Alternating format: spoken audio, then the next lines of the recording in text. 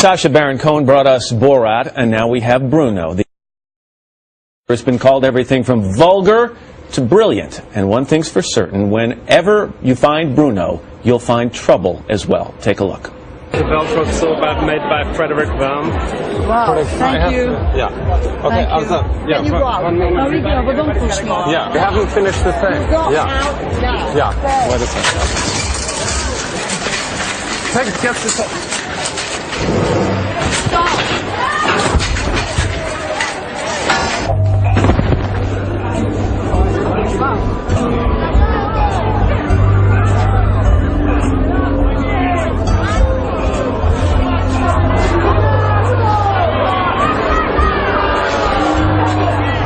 And Bruno, we welcome you to today. It's nice to see you. How are you? Nice to see you. Whose idea was it to wear a Velcro suit to a fashion event in Milan? You know, it was mine. No big deal whatsoever. But, you know, why did it do it? I mean, why did artists do anything? Why did Louis Armstrong walk on the moon?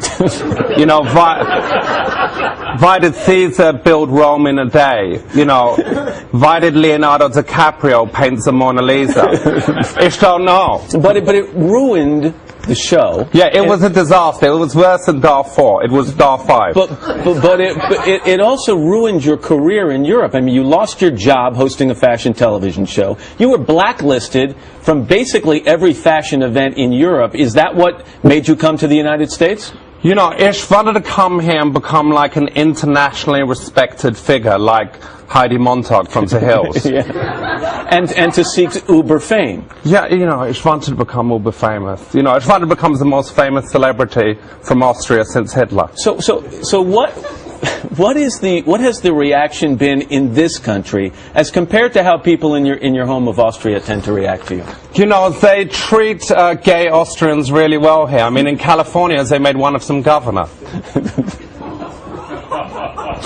What, didn't you know? Moving along, you not only traveled to the United States, you obviously traveled to California, you do Texas, and then you set off on a trip to the Middle East.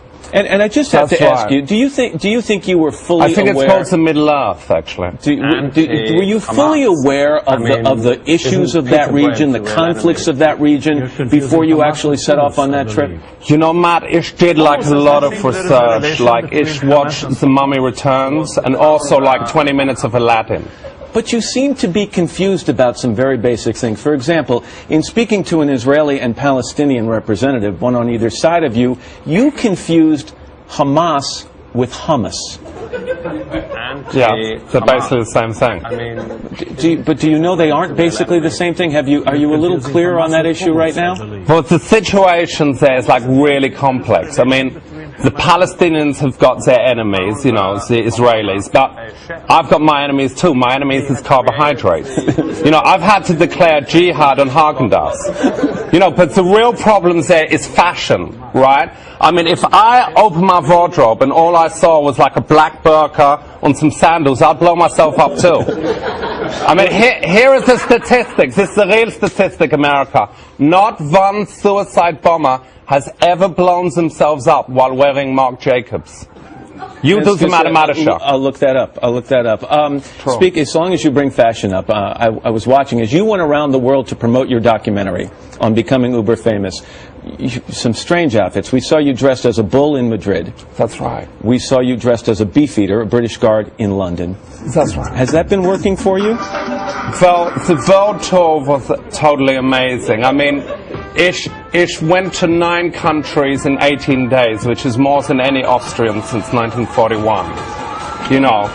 Also, the favorite bit was definitely Paris, which of course is named after America's skankiest bimbo.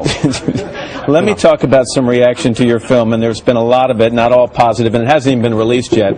A representative from the Gay and Lesbian Alliance Against Defamation said, quote, "My fear is that in parts of the country where gay men and lesbians are still unable to adopt children or can lose their job for being gay, Bruno is going to make things worse for people." How do you react to that? Well, why all this backbiting from my community? I mean, I never saw the astronaut community getting upset about Buzz Lightyear. You know, The great thinkers have always been persecuted. Plato, Aristotle, Shakira. But there are some people in your own country, for example, the Austrian minister to Great Britain has called for a boycott of your movie. What? He's called for a boycott of your movie. He doesn't want people to go out and see Bruno.